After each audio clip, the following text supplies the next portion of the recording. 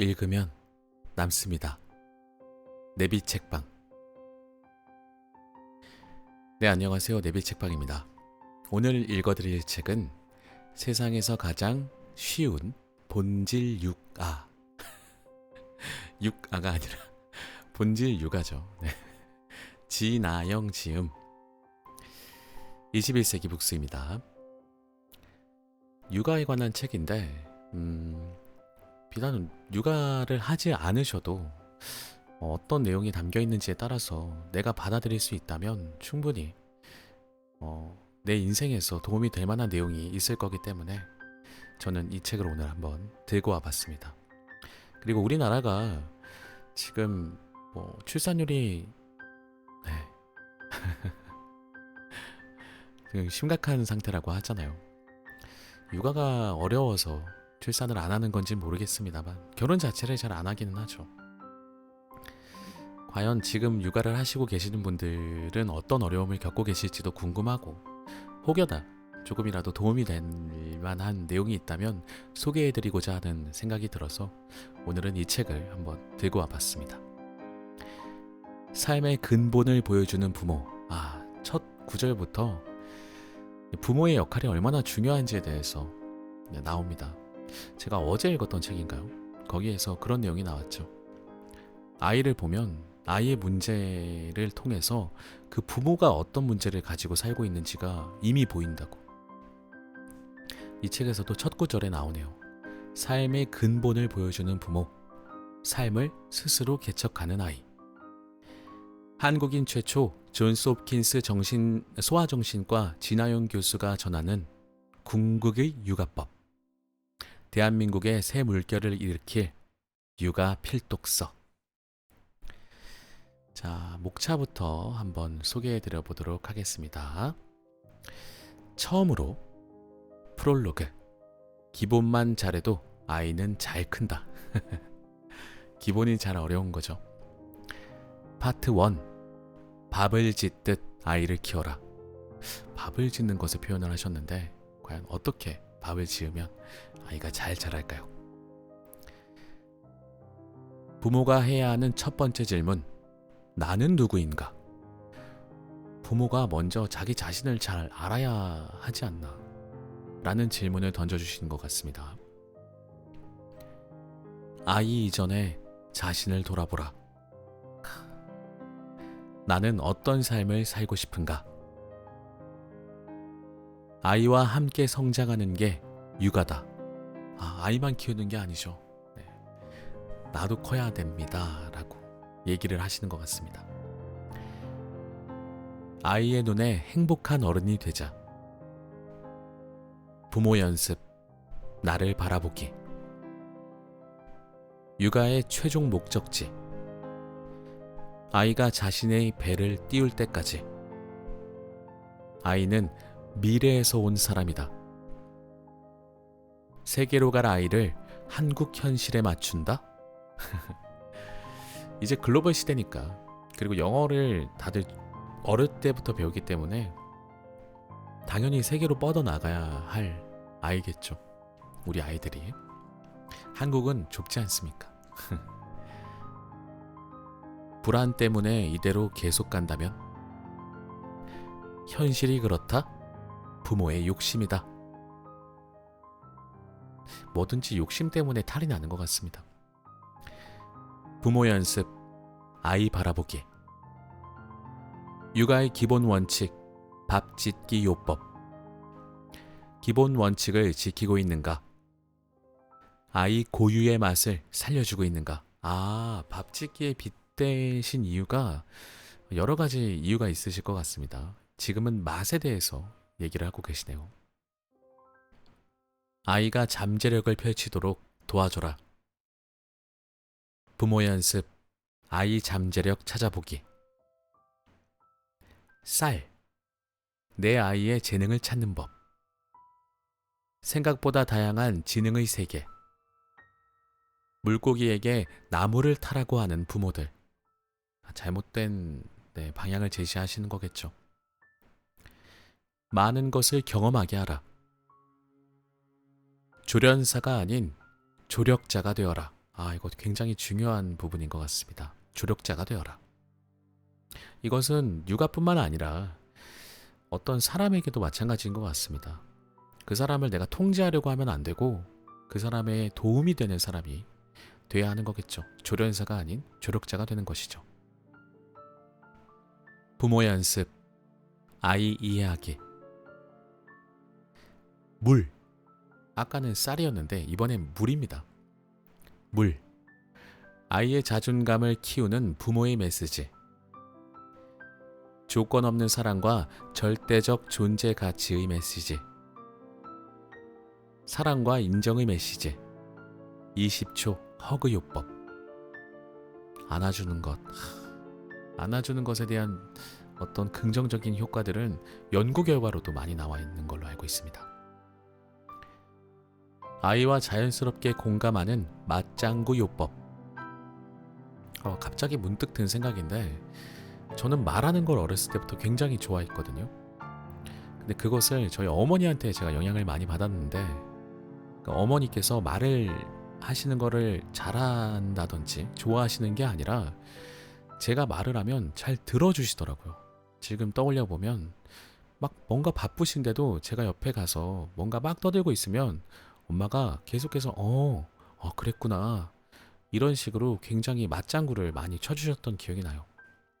그래서 제 생각에는 말을 잘하는 사람, 그러니까 저는 말을 잘 못합니다만 말을 잘하는 사람을 만들고 싶으면 잘 들어주면 된다 이런 생각을 해본 적이 있었어요.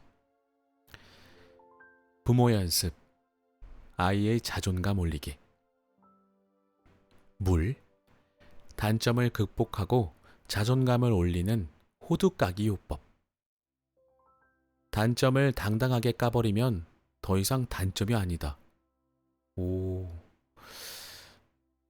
이거는 세상에서 이렇게 삶을 살아가면서는 내 단점을 누군가에게 이렇게 말하기가 쉽지 않거든요. 근데 한편으로는 내 단점을 당당하게 얘기하면 더 이상 단점이 아닌 것 같기는 해요. 남들이 그걸 가지고 공격할 수는 없으니까.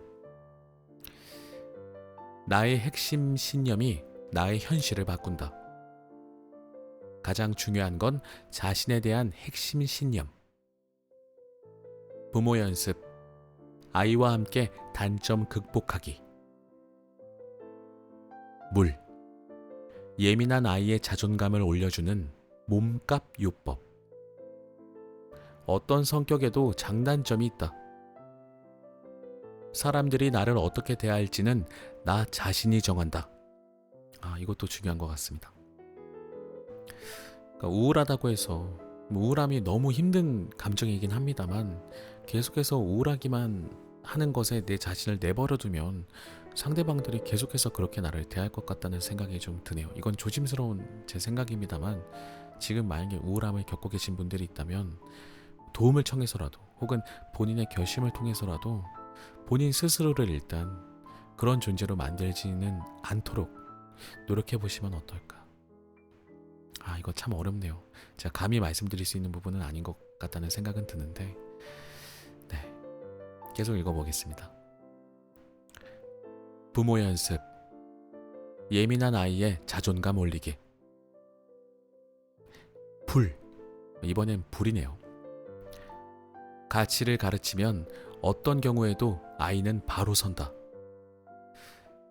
가치가 여러 가지가 있기 때문에 어떤 가치를 가르치면 좋을까요?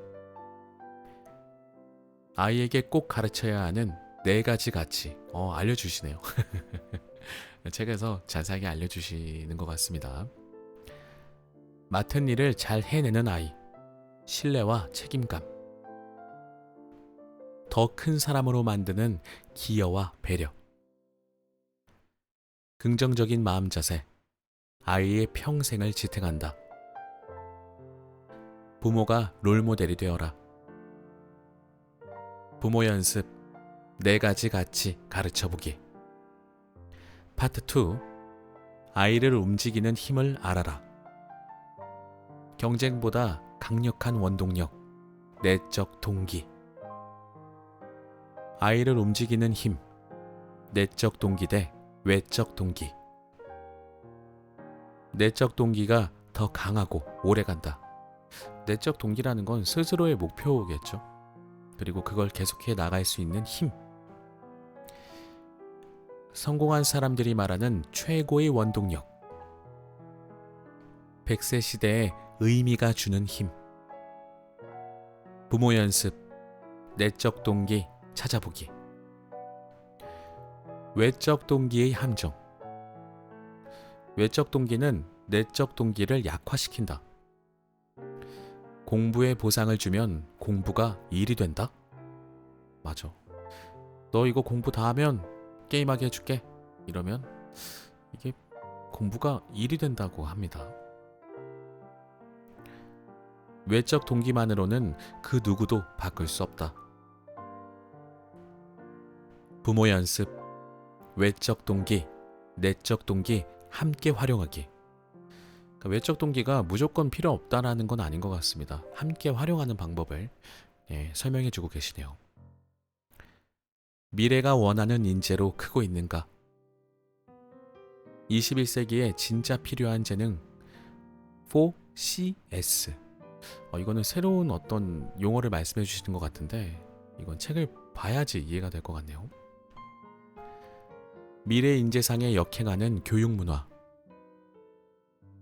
마음껏 놀게 하라. 요새 노는 아이들 잘 못 보죠. 놀이터가 텅 비어 있습니다.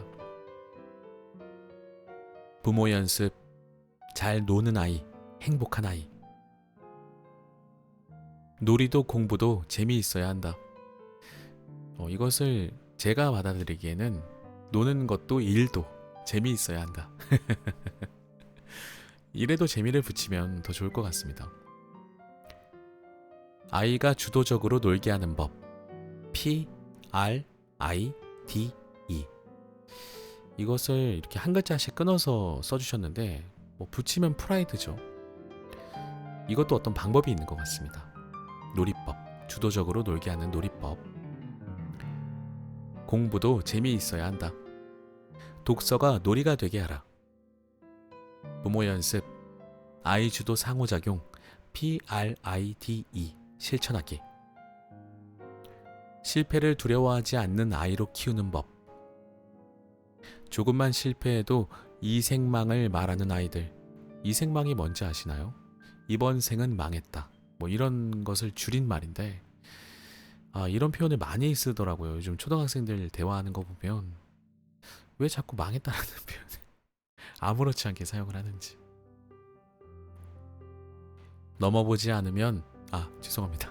넘어져 보지 않으면 일어나는 법도 모른다. 실패를 권장하라.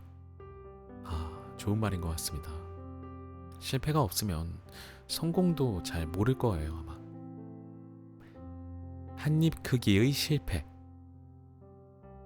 실패를 통해 성장하는 아이로. 부모 연습. 실패를 두려워하지 않는 아이. 감사를 배운 아이는 좌절을 이겨낸다. 너무 좋습니다.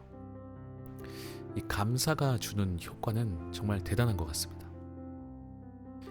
힘들어하는 아이, 생각 회로를 바꿔라.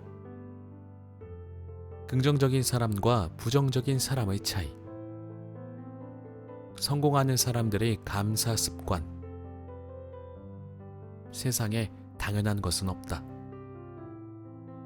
온 가족이 함께하는 감사 요법. 좋은 면에 집중하는 연습. 부모 연습, 감사 요법 챌린지. 파트 3. 어릴 때 이것만 해도 아이는 잘 자란다. 아이의 행동을 바로잡는 OT 요법. 아이에게는 규칙이 필요하다. 한 번에 잘하는 아이는 없다. 이것은 어른들도 마찬가지예요. 한 번에 잘하길 바라는 세상에서 살고 있지만 어떻게 한 번에 잘합니까? 좀 배려하고 기다려주는 그런 문화가 생기면 좋겠습니다. 규칙은 경청과 의논을 통해 정하라. 부모 연습, 아이와 규칙 세우기. 우리 아이를 지나친 몰입에서 지키는 법. 아이가 게임과 스마트폰에 과몰입하는 이유. 더 재미있는 것을 찾을 기회를 주어라. 방임이 아닌 방목을 하라. 방임과 방목의 차이가 뭘까요? 그러니까 어떤 바운더리를 지정해 주는 것 같습니다. 여기까지는 해도 돼. 네 자유대로. 하지만 여기 이상은 안 돼. 그게 앞서 말하신 아이와 규칙 세우기 아닐까 싶습니다. 자기 인식을 통해 자기 조절력 키우기. 청소년 자녀와 소통하는 하숙생 요법. 와, 청소년 자녀들 너무 무섭죠. 어떤 요법이 있네요. 네, 하숙생이라고 표현을 하셨는데 이것도 뭔가 약자, 그러니까 앞글자를 따오신 게 아닐까라는 예상을 좀 해봅니다. 부모의 연습, 게임과 스마트폰의 과몰입, 예방하기. 자기 조절력을 키워주자. 스스로 조절력을 느껴야 안정된다. 부모는 자기 조절력을 갖고 있는가? 부모도, 부모님들께서 자기가 뭔가 계속 빠져있고 이런 모습들을 보여주면 아이들도 그렇게 똑같이 하지 않을까요? 자기 조절력 기르기의 기본. 부모 연습, 자기 조절력 키우기. 자기 조절력을 기르는 실전 교육법. 집 안에 평화의 장소를 만들어라. 거실이면 좋지 않을까요? 거실에 나오면 절대 언성 높이지 않기, 이런 식으로 중립지대. 이 안에서 전쟁, 불안은 절대 있어서는 안 된다. 자기 조절력을 기르는 호흡법. 불안한 감정을 다루는 뜨거운 감자요법. 부모의 연습, 아이와 호흡하기. 평생 가는 습관, 루틴을 만들어라. 부모와 아이가 같이 지키는 루틴 만들기. 자유로운 가정에도 루틴은 필요하다. 부모 연습, 함께 루틴 만들기. 파트 4. 아이한테 곧바로 흡수되는 부모의 마음 자세. 아이 하나하나가 다르고 특별하다. 아이들은 다 다른 것이 당연하다. 누구에게나 에러가 있다. 모든 걸 잘하기보다 강점에 집중하라. 특별한 아이를 대하는 부모의 자세. 부모 연습, 우리 가족 파악하기. 내면이 단단한 아이로 키우는 부모의 자세. 부모에게 인내심은 필수다. 아이에게 어떻게 피드백을 줄까? 부모 연습, 내면이 단단한 아이. 행복한 부모, 행복한 아이. 모두가 이길 수는 없지만 모두가 성장할 수 있다. 입시 제도보다 먼저 바뀌어야 하는 것. 부모 연습, 함께 행복해지기. 그렇죠. 함께 행복해야죠. 아이를 위해서 뭔가를 막 참견하다 보면 아이는 불행한데 나만 행복할 수도 있잖아요. 에필로그. 아이와 나 자신을 위해 용기를 내자.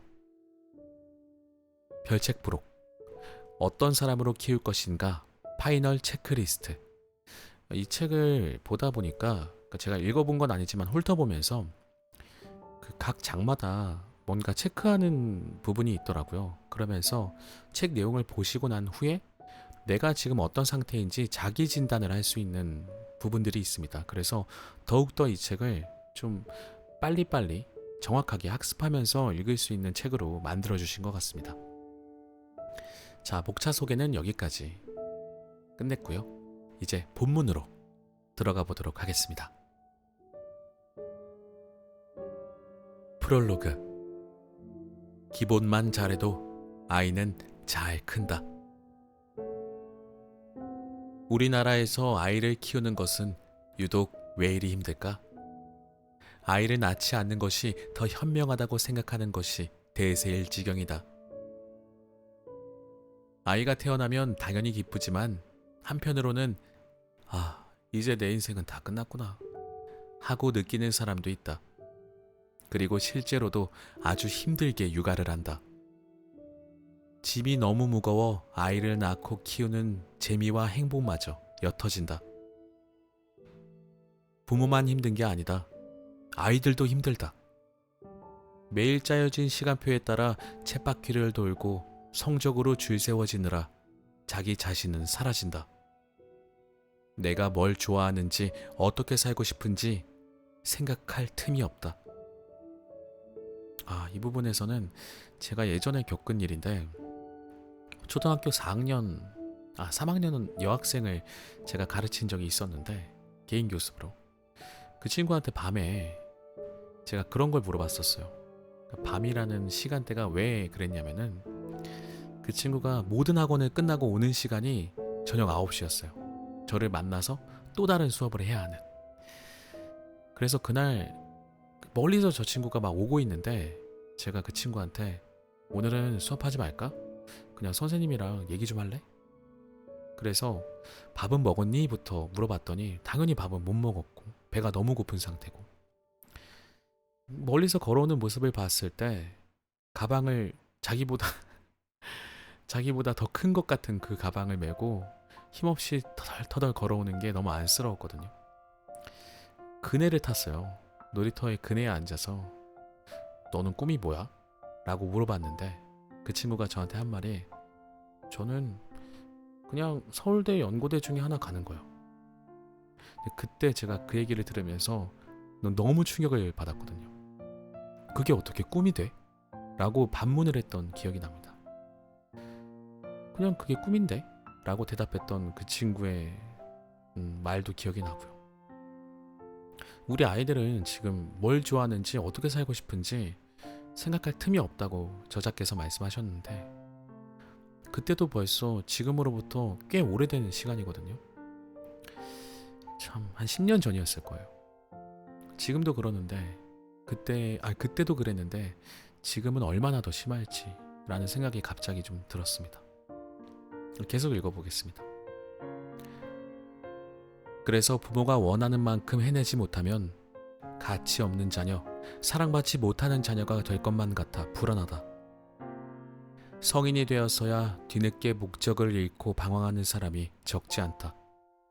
삶이 공허하다고 느끼고 우울해한다. 부모는 부모대로 힘들게 아이를 키웠는데 웬일인지 그 결과인 우리 청년들이 전혀 행복하지 않다. 더욱 큰 문제는 그 부담이 다시 부모에게 돌아오는 경우가 많다는 것이다.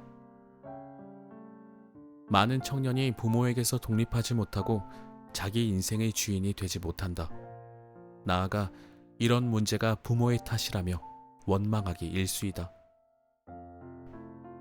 대부분의 부모는 사랑과 희생으로 아이를 키운다. 지금 내가 따르고 있는 이 육아의 길이 우리 아이에게 가장 좋은 길이라고 믿기에 그렇게 키운다. 그러나 세상은 빠른 속도로 변하고 있다.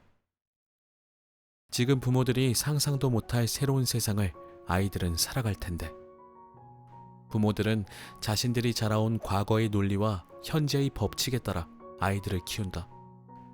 그 결과 아이들은 미래를 위한 준비를 제대로 못하고 있다. 이 부분은 좀 밑줄을 그어야 될 것 같습니다.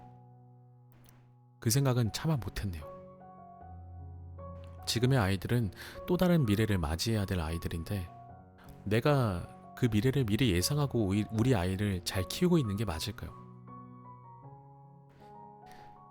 20년 가까이 소아정신과 의사로 수많은 아이와 부모를 보아왔다. 그러면서 안타까울 때가 너무나 많았다. 모두가 아이를 잘 키우고 싶어 하는데 그래서 자신의 삶을 포기하다시피 하고 열심히 아이를 키우는데 그러면서도 불안해한다. 방향이 잘못되었다고 생각하면서도 남들이 다 하니까 어쩔 수 없다며 방향을 틀지 못한다. 정말 중요한 교육은 하지 않고 엉뚱한 데 매달리다가 아이가 자신이 원하는 대로 자라지 않으면 그제야 하늘이 무너진 것처럼 괴로워한다. 이제는 정말 아이 키우는 문화를 바꿔야 한다. 그러려면 부모 한 사람 한 사람이 생각을 바꾸고 행동을 바꿀 용기를 내야 한다. 이런 생각으로 일반 부모들을 대상으로 강의를 하기 시작했다. 내가 강의하는 내용은 어찌 보면 참 쉽고 간단하다. 육아에서 정말 중요한 것을 알고 그것만 제대로 하면 나머지는 힘을 좀 빼도 우리 아이들이 잘 클 수 있다는 것이다. 본질에 충실하자. 이 단순한 진리를 알리고 싶었다. 사실 지금도 육아서와 육아 정보는 넘쳐난다. 그러나 부모에게 더 많은 것을 하라고 조언하는 경우가 많다. 안 그래도 무거운 짐에 무게를 더 싣는 것이다.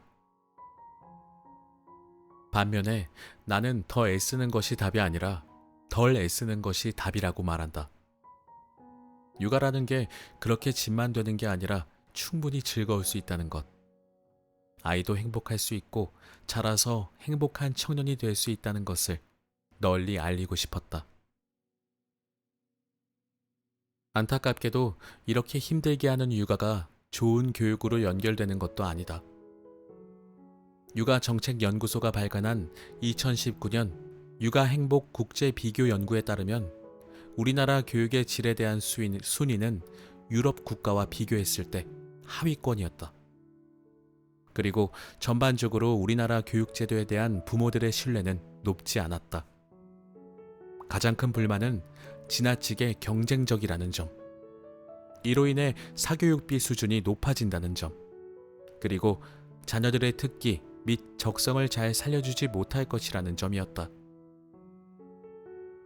저자들은 우리나라의 지나치게 높은 대학 진학률도 개선되어야 할 과제라고 말한다.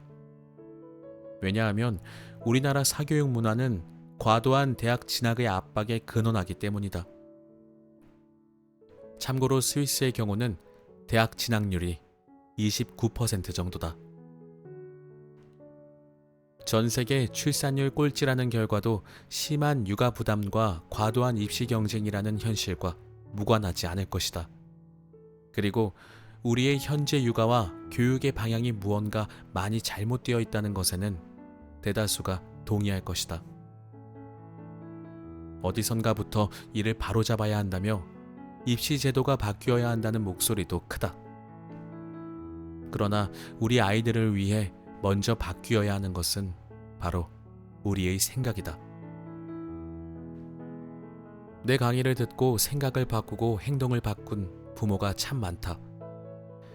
아이의 다양한 모습 그대로를 존중해주고 자신의 재능과 장점을 꺼내어 발휘할 수 있도록 지지해주기 시작했다. 부모가 바뀌니까 아이도 바뀌었다. 아이의 표정부터 밝아지고 부모와 자녀 사이에 삐걱대던 관계도 회복했다. 행복해진 아이를 보고 부모들은 교수님을 안 만났으면 어떻게 되었을지 끔찍해요 라고 말한다. 의사로서의 나를 찾아온 수많은 부모와 아이, 강사로서 나의 메시지를 받아들이고 스스로 바꾸어간 수많은 부모를 보며 참 뿌듯하고 보람 있었다. 그런데 이런 변화를 겪은 부모님들도 불안을 호소했다. 그러다가 학업에 뒤처지면 어떡하려고? 최소 이 정도는 시켜야지. 같은 끊임없는 주위의 부추김 때문이었다. 이런 동조현상에서 오는 불안을 어떻게 해결할 수 있을까? 한 가지 방법이 있다. 우리 모두가 함께 바뀌는 것이다.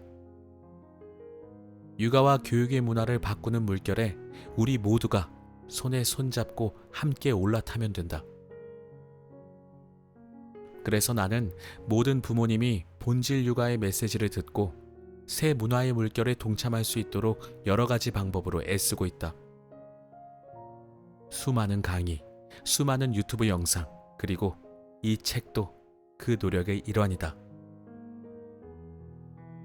이 책에서는 부모 여러분의 생각을 바꾸어줄 새로운 시각을 비롯해 아주 실용적이고 누구나 할 수 있는 쉽고 구체적인 육아 방법들까지 담았다.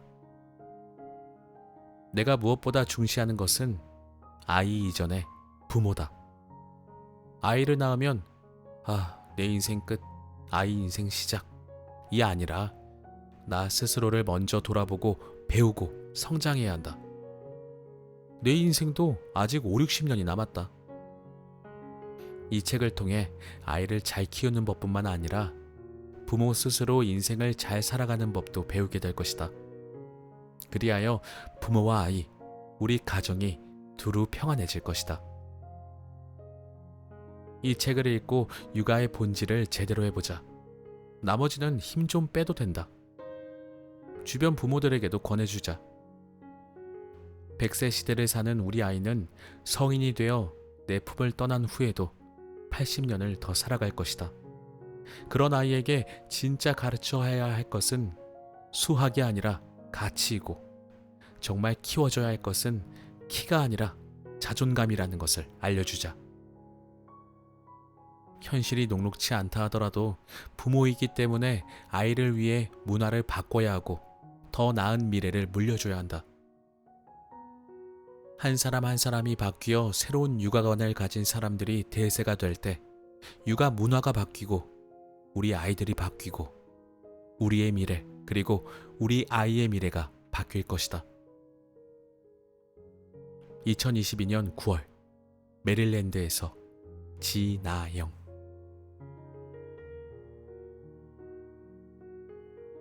프롤로그에서 저자분의 이 책을 쓰실 때의 생각을 너무 잘 알 수 있었습니다. 그리고 아이들뿐만 아니라 부모님들뿐만 아니라 저 또한 내 인생을 대함에 있어서 어떻게 생각해야 될지, 내가 어디에 초점을 맞춰야 될지 좀 생각이 많아지는 그런 내용이 아니었나 싶네요. 이제 본문입니다. 파트 1. 밥을 짓듯 아이를 키워라. 부모가 해야 하는 첫 번째 질문. 나는 누구인가? 아이 이전에 자신을 돌아보라. 부모가 되었거나 부모가 될 여러분은 이런 고민을 할 것이다. 나는 어떤 부모가 되어 우리 아이를 어떻게 키울 것인가? 여기서 시작점은 우리 아이가 아닌 나라는 것을 명심하자. 가장 먼저 할 일은 부모 자신을 돌아보는 일이다. 나는 어떤 사람인가? 내가 누구인가? 왜 이런 질문을 해야 할까?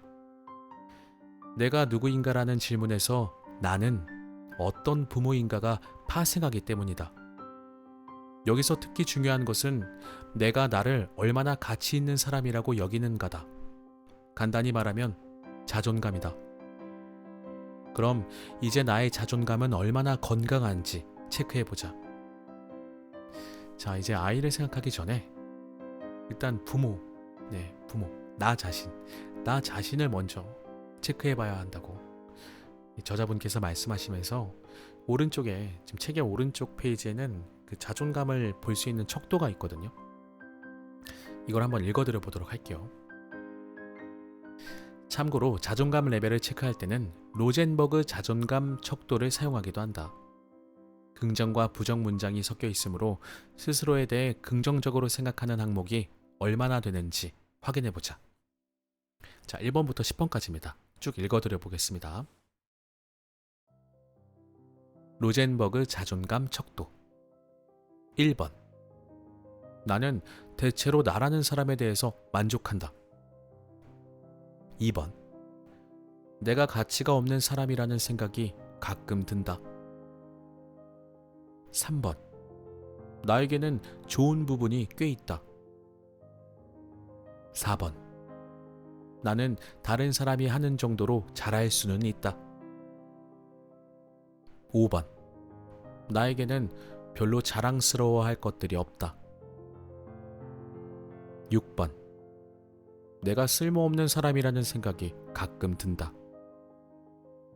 7번. 나는 가치 있는 사람이라고 생각한다. 8번. 내가 스스로를 더 존중해주면 좋겠다는 바람이 있다. 9번. 전반적으로 나는 실패자란 생각이 든다. 10번. 나는 내 자신에 대해 긍정적인 태도를 가지고 있다. 한번 체크해 보시면 좋겠습니다. 우리 사회는 자존감을 마음껏 심어주는 사회라고 하기도 어렵다. 그도 그럴 것이 어릴 때부터 줄을 세우는 식으로 내가 몇 등인지, 어느 동네, 어떤 집에 사는지를 따지고 비교하지 않는가. 게다가 우리는 타인의 외모마저 쉽게 평가한다. 그러다 보니 모든 게 탁월한 소수의 사람이 아니라면 정도의 차이가 있을지언정 대부분 열등 의식을 품고 자라게 된다. 뭔가를 평가하는 이런 문화 있잖아요. 이런 어떤 분위기들, 이런 게 좀 없어져야 되지 않나 싶습니다. 그냥 나만 잘하고 나만 잘 살면 되는데 굳이 남들에게 어떤 평가를 하고 참견을 하고 이런 문화가 점점 더 심해지는 것 같습니다. 자존감을 해치는 건 주로 비교에서 시작된다. 우리가 가진 다양한 자질을 타인과 비교함으로써 다른 사람들에 비해 뒤처진다는 느낌을 받기도 한다. 이때쯤 이걸 이루어야 하는데, 이때쯤 좋은 대학을 나오고 좋은 직장에 들어가서 집을 사고 결혼하고 애를 낳아야 하는데, 때맞춰 다 해야 한다고 교육받기 때문에 자신이 제때 성취를 이루지 못한다고 생각하면 자존감이 떨어질 수밖에 없다. 그 타임 리미트 같은 게 항상 있는 것 같습니다. 그것 때문에 좀 조급해지기도 하지. 자존감이 낮아지기 시작하면 관계에 영향을 미치고 당연히 아이와의 관계에도 영향을 준다. 본질 육아라는 책이지만 이것은 그냥 부모님의 입장이기도 하지만 그냥 일반 사회를 살아가는 모든 사람들에게 다 자신을 돌아볼 수 있는 내용인 것 같습니다. 내 스스로 자존감이 낮아지기 시작하면 안 되겠죠. 자신에 대한 가치평가가 낮기 때문에 현상을 해석하거나 다른 사람의 말을 들을 때 상대가 나를 무시한다거나 다른 사람들이 나를 좋아하지 않는다고 해석한다. 이런 사람이 가진 근본적인 생각은 결국 나는 사랑받지 못한다는 생각이다. 특히 출산 후 육아휴직으로 집에만 있게 되었다면 자존감이 더욱 떨어질 수 있다. 이런 격한 역할 전환의 순간에 해로운 생각이 틈탈 수 있다. 그건 바로 아이를 잘 키워냄으로써 내 자존감을 회복해봐야겠다 하는 생각이다. 이게 굉장히 위험한 생각이네요. 내 자존감이 좀 떨어진 것을 아이를 통해서 회복해봐야겠다. 그렇기 때문에 일단 나를 돌아봐야 한다. 내 자존감을 먼저 회복해야 한다고 저자분께서 말씀해 주시는 것 같습니다. 아이와 내가 완전히 다른 객체라는 개념이 흐려지고 경계가 모호해지면서 마치 아이가 나의 연장인 것처럼 인식될 수 있다. 이때 무의식적으로 아이를 대리만족의 수단으로 여기게 될 수 있는데 여기서부터 부모와 아이의 불행이 시작된다. 그래서 부모의 자존감이 중요하다. 자신의 자존감이 어느 정도인지 먼저 파악하고 자존감이 약하다면 이것을 직시하고 내 자존감을 더 건강하게 만드는 것을 우선순위로 두어야 한다. 나는 어떤 삶을 살고 싶은가? 나에 대해 알아가는 데 있어 자존감 다음으로 빼놓을 수 없는 것이 내가 살면서 추구하는 가치를 아는 것이다. 당신의 삶에서 중요한 가치는 무엇인가? 우리가 살면서 잘 들어보지 못한 질문이지만 육아에 들어서기 전에 꼭 생각해 봐야 하는 필수 질문이다. 이때 대체 가치라는 게 뭡니까? 라는 의문이 먼저 생기기도 한다. 사전적으로 가치란 인간의 욕구나 관심의 대상 또는 목표가 되는 진선미 같은 것을 통틀어 이르는 말이다. 흔히 거론되는 가치로는 정직, 진실, 성실, 책임감, 기여, 배려, 공감, 성장 같은 개념들이 있다. 아주 작은 습관의 힘의 저자이자 미국의 권위 있는 자기계발 전문가인 제임스 클리어가 제시하는 가치 리스트는 다음과 같다. 이 가치 리스트에서 자신이 중요하게 생각하고 추구하는 것에 동그라미를 쳐보자. 우선순위도 매겨보자. 예를 들어 삶을 살면서 나를 가이드해줬던 가치라든가 내가 별로 중요하게 생각하지 않는 가치라든가 여기서 가장 중요한 4-5가지가 내가 추구하는 핵심 가치라고 할 수 있다. 내가 추구하는 가치는 무엇인가? 이것은 예인데 한번 들어보시면서 써보셔도 좋을 것 같습니다. 진정성, 성취, 모험, 권위, 자율성, 균형, 아름다움, 용기, 공감력, 도전정신, 시민정신, 공동체정신, 역량, 기여, 독창성, 호기심, 결단력, 공정성, 믿음, 명성, 우정, 재미, 성장, 행복, 정직, 유머, 영향력, 내면의 조화, 정의, 친절, 지식, 리더십, 배움, 사랑, 충성도, 의미 있는 일, 개방성,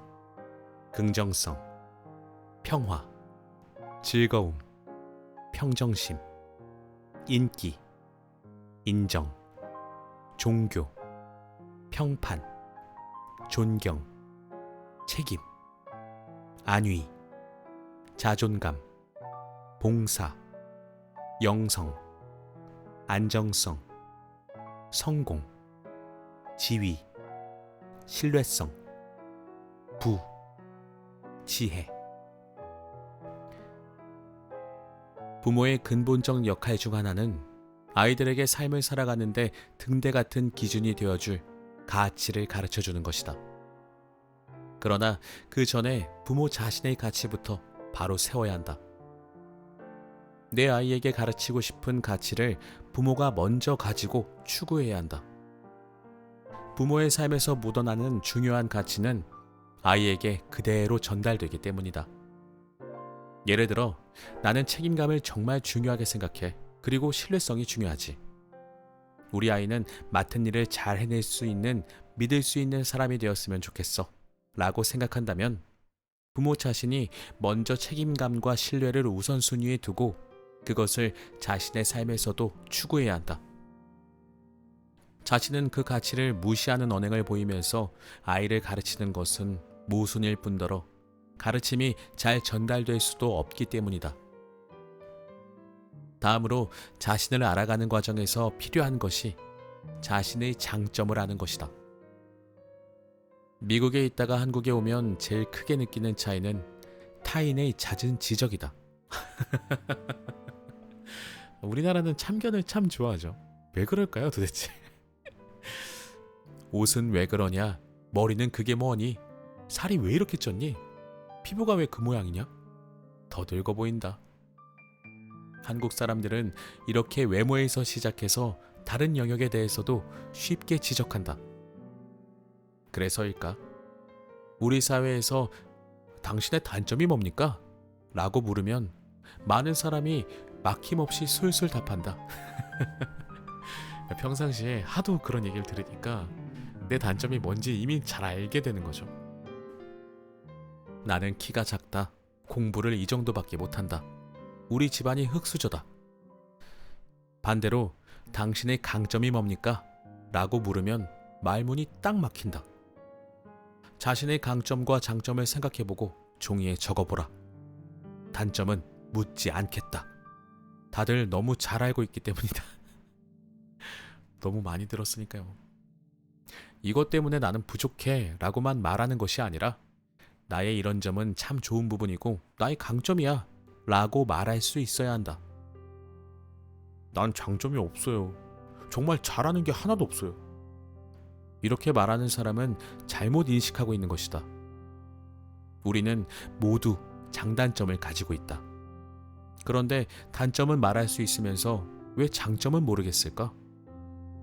우리 부모가, 우리 교사들이, 우리 사회가 우리의 장점을 칭찬하기보다 단점을 지적하는 경우가 많았고, 우리 자신도 그런 환경에 익숙해졌기 때문이다.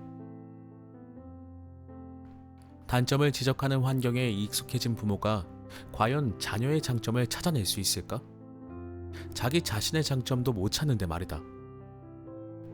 자신이 들어본 적 없는 칭찬을 자녀에게 해주기가 힘들 것이다. 나는 이 정도면 참 괜찮은 사람이야. 라는 생각을 가진 부모라야 아이들한테도 그런 마음을 심어줄 수 있다. 누구나 장점을 가지고 있음에도 우리는 공부를 잘하고 영어도 잘하고 돈도 잘 버는 등 쉽게 측정할 수 있는 것들만 장점이라고 생각한다. 그래서 장점이 하나도 없다고 느낀다. 장점에는 쉽게 눈에 띄지 않는 것들도 많다. 대인관계가 좋을 수도 있고, 공감력이 클 수도 있고, 노래를 잘할 수도 있고, 운동신경이 뛰어날 수도 있고, 남을 잘 도와주는 사람일 수도 있다. 인간의 장점은 어쩌면 세상 사람의 수만큼이나 많을 것이다.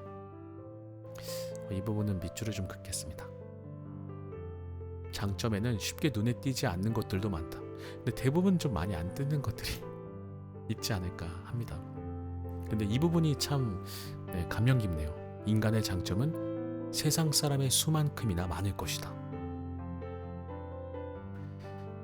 그래도 잘 모르겠다면 자신을 잘 아는 가족이나 친구한테 물어볼 수도 있다. 내 장점이 뭐야? 나는 뭘 잘하는 것 같아? 라고 물어보자. 과연 올바른 대답이 나올까요? 안 해줄 것 같습니다. 자기 자신의 장점을 찾고 스스로 칭찬도 해주자. 그런 다음에야 소중한 우리 아이의 숨겨진 장점도 보이기 시작한다. 아이와 함께 성장하는 게 육아다. 이렇게 자기 자신을 파악해 보았다면 이제 궁극적인 질문을 할 차례다. 이것은 미국의 성직자이자 목적이 이끄는 삶의 저자 릭 워런이 던진 질문이기도 하다. 나는 나에게 주어진 것으로 무엇을 할 것인가? 바로 삶에 관한 질문이다. 즉, 나의 장단점과 내가 추구하는 가치, 내가 겪어온 경험, 상처까지 포함해서 나에게 주어진 것을 가지고 무엇을 하며 어떻게 살아갈 것인가를 생각해야 한다.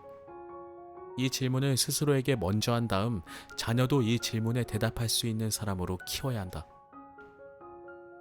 아이를 키우다 보면 자신에 대해 생각할 여유가 없다는 부모가 많다. 하지만 아이를 키우는 부모들도 이제 30, 40대 정도 되었을 것이다. 앞으로 부모들이 살아갈 인생도 50년에서 60년이 더 남았다. 아기를 낳고 나서 자신의 인생은 거의 결판 났으니 이제 자녀의 인생에 승패를 걸어야 한다고 생각하는 것은 금물이다. 이렇게 생각하다 보면 한물간 나를 다 갈아 넣어서 아이의 삶을 풍족하게 만들어야지 라는 아이를 자주적이고 독립적인 성인으로 기르는데 해가 되는 생각을 품기 쉽다. 아이를 키우면서 부모가 함께 성장해야 한다고 생각해야 한다. 나에게 주어진 것으로 나는 무엇을 하려고 하는가? 오늘부터 이 질문을 생각하고 나의 답을 적어보자. 소크라테스는 성찰하지 않는 삶은 살 가치가 없다고 말할 정도로 성찰의 중요성을 강조했다.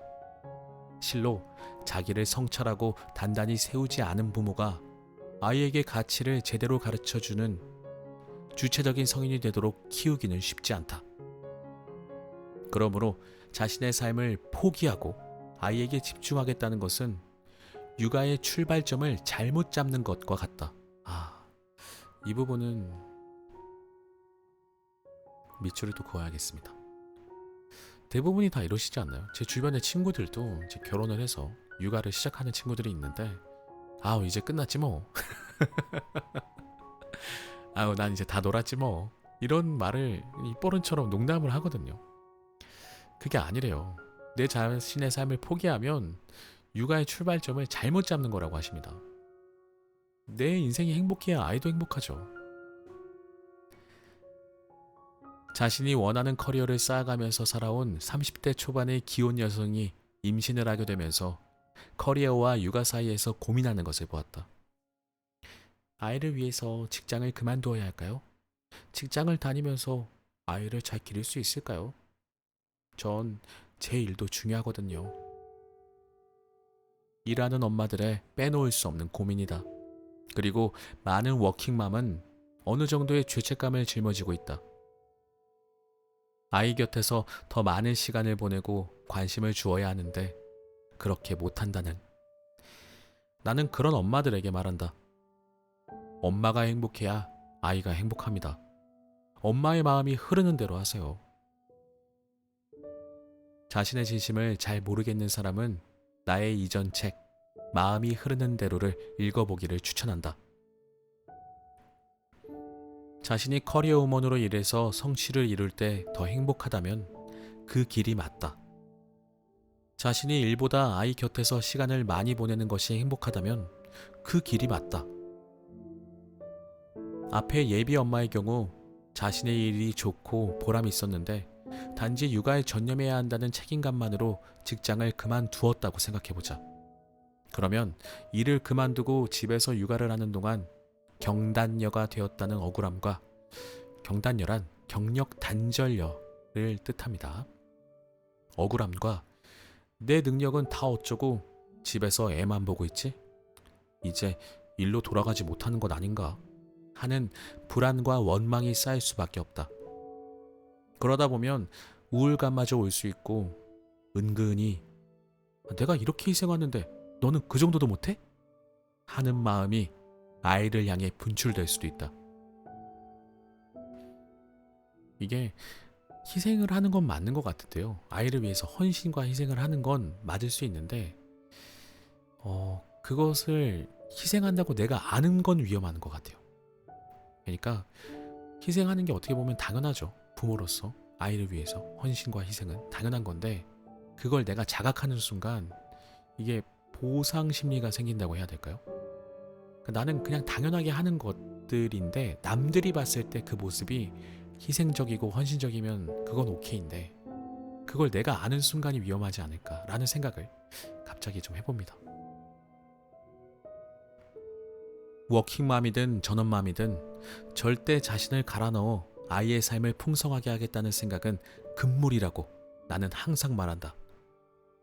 가장 좋은 방향은 내가 내 삶을 풍성하게 살아가면서 육아를 함께하는 것이다. 물론 부모로서 어느 정도의 희생은 당연히 필요하다.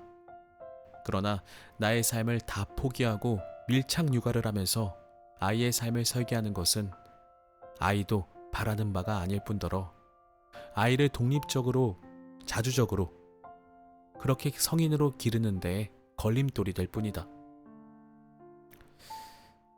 자, 다음 장으로 넘어가겠습니다. 아이의 눈에 행복한 어른이 되자. 이렇게 한번 생각해보자. 아이의 눈에 나는 행복한 엄마, 행복한 아빠인가? 아이의 눈으로 봤을 때 내가 어른이 되면 엄마 같은 사람이 되고 싶어 라고 생각할까? 부모 자신의 삶이 전혀 없이 자녀에게만 전전긍긍하는 삶을 보고 아이가 나도 저런 부모가 되고 싶어 라고 하는 경우는 없을 것이다. 오히려 나는 우리 부모 같은 부모가 되고 싶지 않아요 라는 말을 더 많이 듣는다. 특히 밀착 육아를 받은 자녀는 더더욱 이런 마음이 든다. 나는 엄마처럼 살고 싶지 않아. 저렇게 하는 것이 부모의 역할이라면 나는 부모가 되고 싶지 않아. 얼마 전 미국 친구들을 만나 내가 한국에서 하고 있는 육아 강의에 대해 말해주었다. 한국에서 주로 소비되는 육아 강의나 서적은 어떻게 아이를 똑똑하고 공부 잘하게 키울까? 어떻게 해야 내 아이를 명문대에 보낼까? 같은 질문에 답하는 것인데 나는 그 반대의 것을 말하려고 한다고. 그런 것이 부모의 역할이 아니라고. 육아의 본질은 아이를 사랑하고 아이가 살아가는데 필요한 가치를 보여주고 가르치는 것이라고 강의한다고. 그러자 한 친구가 물었다. 그런데 너희 강의들의 호응이 괜찮아? 응? 호응이 매우 좋아. 부모님들이 사실 이런 강의를 원하고 있었던 것 같아. 왜 그럴까? 그 대화를 듣고 있던 다른 친구가 말했다. 아마 지금 젊은 부모들은 자신들이 기존의 방식으로 길러졌는데 막상 성인이 돼 보니까 부모가 시키는 대로 했던 것들이 정작 내 삶에 별로 도움이 되지 않는다는 것을 깨달아서가 아닐까? 그리고 자신도 그런 부모가 되어 되풀이하는 게 싫기 때문이 아닐까? 바로 그렇다고 생각한다. 이제 30대인 부모들은 부모의 희생과 밀착 육아를 온몸으로 경험한 바로 그 세대다. 부모와 자신이 많은 것을 희생해서 여기까지 왔는데 행복감이 낮은 바로 그 젊은이들이다. 자신의 부모와 같은 부모가 되고 싶지 않은 바로 그 자녀들이다. 부모로서의 내 모습은 우리 아이가 미래에 되고 싶은 부모상일까? 대체 어떤 부모상이 좋은 부모상일까? 간단하다. 자신의 삶을 독립적이고 자주적으로 이끌어가는 성인상을 보여주면 된다. 자신의 삶을 스스로 개척하면서 행복해하는 모습을 보여주면 된다. 우리 아이가 되길 바라는 성인상을 바로 내가 보여주면 된다. 그것은 절대 나를 갈아서 아이의 삶에 바치는 성인상이 아님을 꼭 기억하기 바란다. 자, 이제 체크리스트가 있는데요. 부모 연습 코너입니다. 나는 누구인가? 부모 자신을 먼저 알아야 육아의 방향이 정해진다. 어떤 사람이 되고 싶은지, 어떻게 살고 싶은지를 생각해보고 적어보자.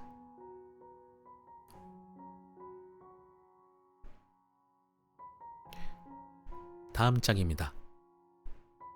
육아의 최종 목적지. 아이가 자신의 배를 띄울 때까지. 자기를 돌아보는 시간을 가졌다면 이제 아이를 들여다볼 차례다.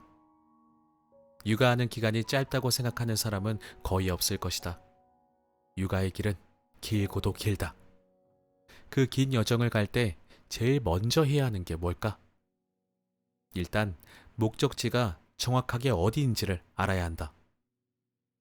육아라는 수십 년의 길을 가면서 목적지를 모르고 가면 실컷 키워놓고 여기가 아닌가 봐 하는 사태가 발생한다. 얼마나 억울하고 허망하겠는가. 그럼 육아의 최종 목적지는 무엇인가? 그건 바로 다음의 질문이다. 내 아이를 어떤 성인으로 키우고 싶은가? 많은 부모가 한 번쯤 생각해 봤을 것이다. 부모들 말을 들어보면 아이가 행복한 사람이 되었으면 좋겠다는 바람을 많이 말한다. 그 다음에 자기 앞가림 잘하는 사람, 돈 잘 버는 사람, 성공한 사람 등 다양한 이야기가 나온다. 부모마다 다양한 바람이 있을 수 있겠지만 소아정신과 의사로서 아이의 발달과 성장을 고려했을 때 이 질문에는 정답이 있다. 우리가 자녀를 키우는 궁극적인 목적은 자녀가 주도적이고 독립적인 성인으로 자라게 하는 것이다. 한마디로 말하면 자립이다. 그럼 행복은 어떻게 얻는가? 그건 아이가 찾아가는 것이다. 부모가 아이를 행복하게 만들어주는 게 아니다. 이 부분도 밑줄 좀 그어 가겠습니다.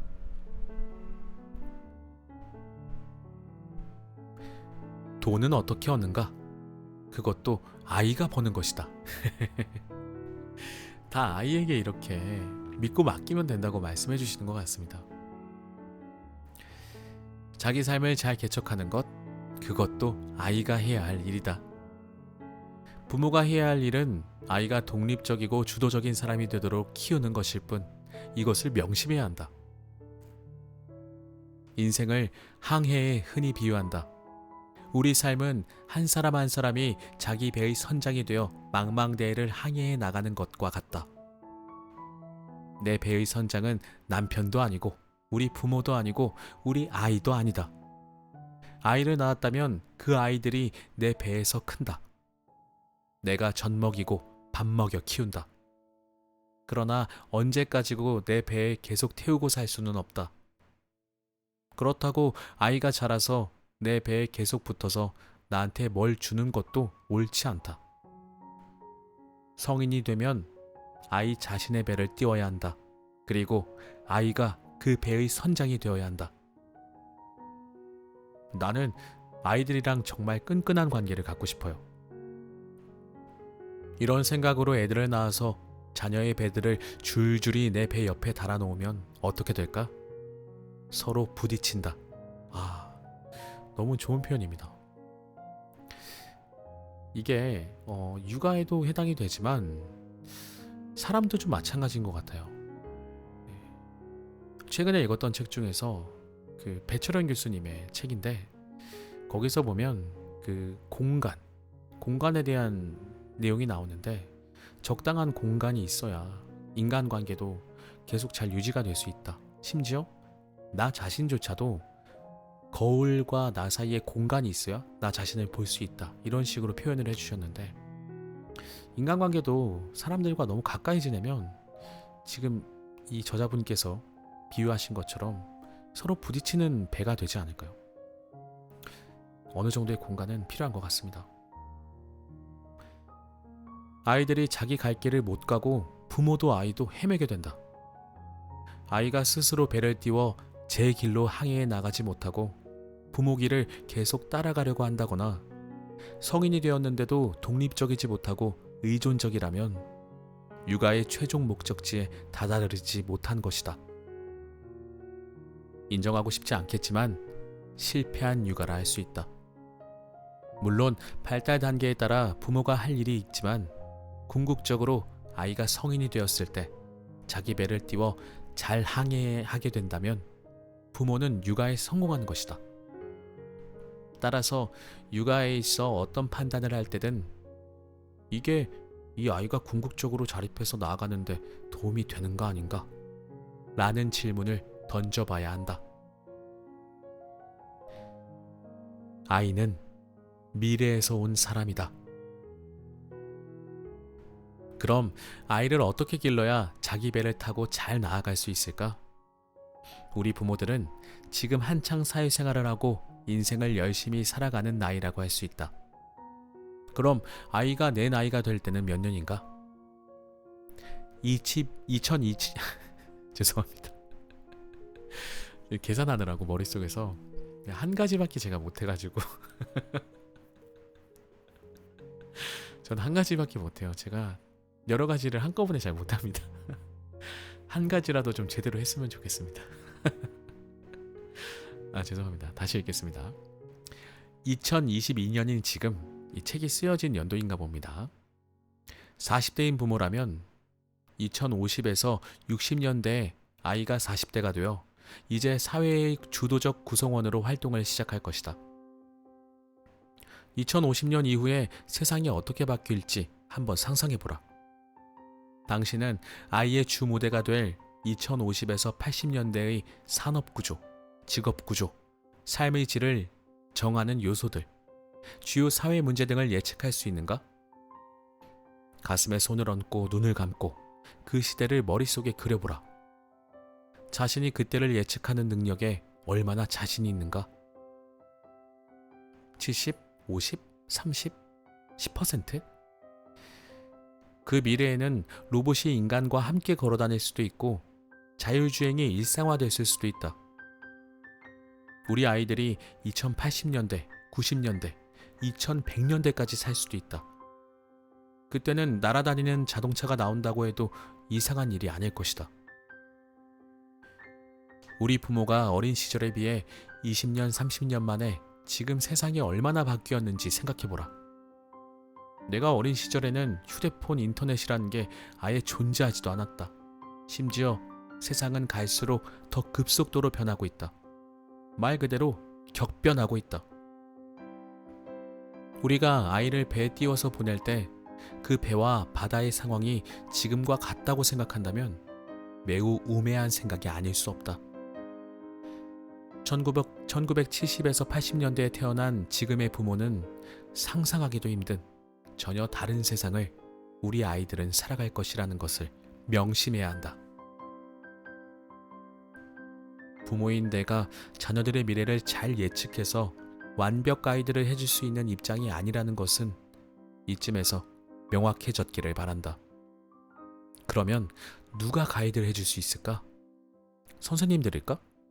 유능한 입시 코치들일까? 미래학 전문가들일까? 이렇게 상상하기도 힘든 미래를 가장 잘 예측하고 개척해 나갈 수 있는 사람은 정말 누구일까? 그렇다.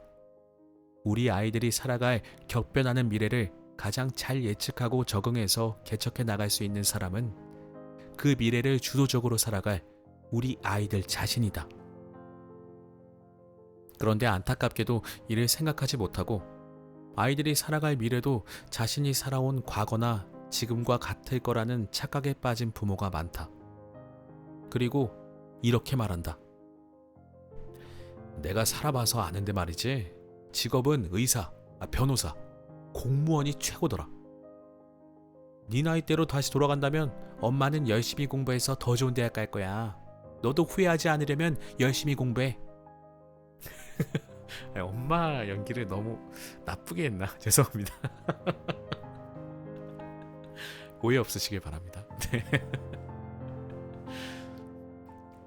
저도 엄마파기 때문에 아빠보다는 세상의 모든 어머니들 사랑합니다. 힘내세요.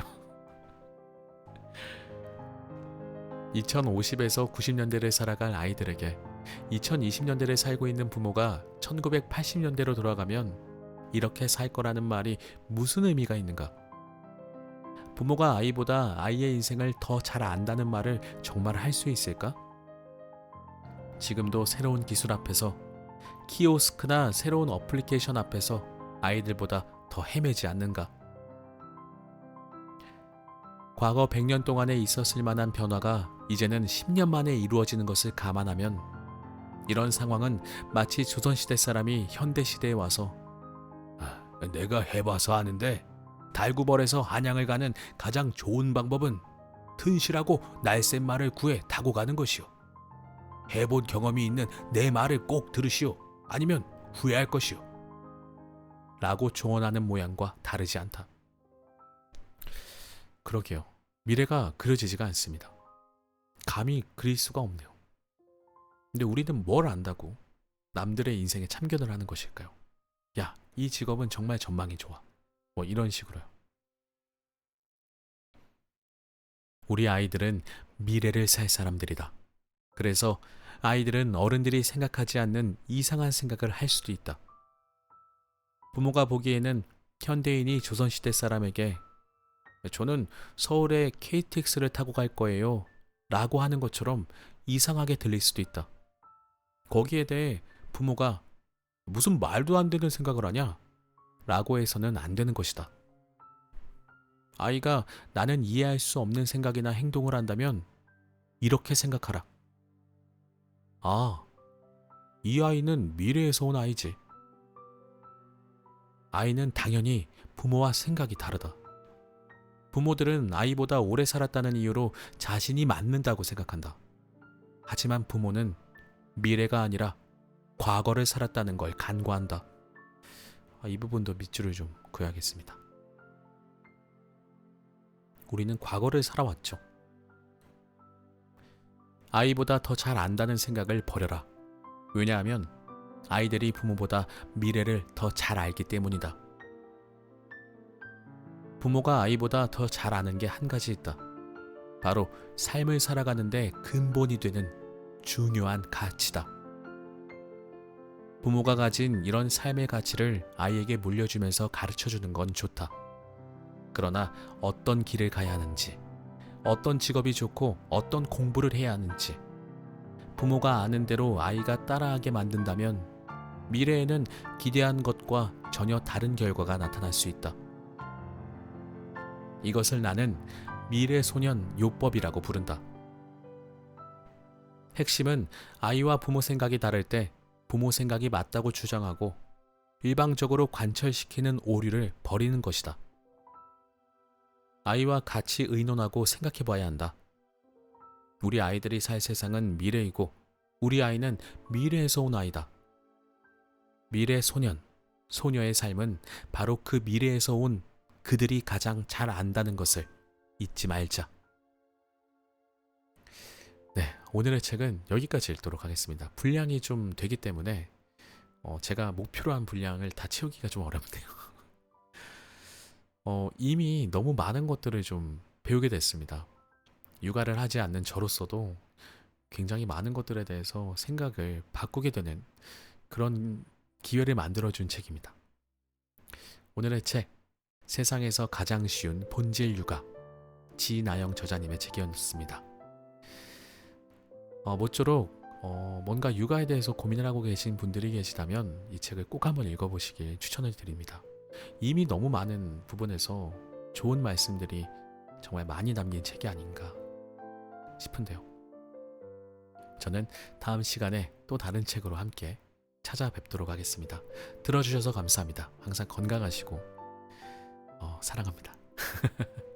감사합니다.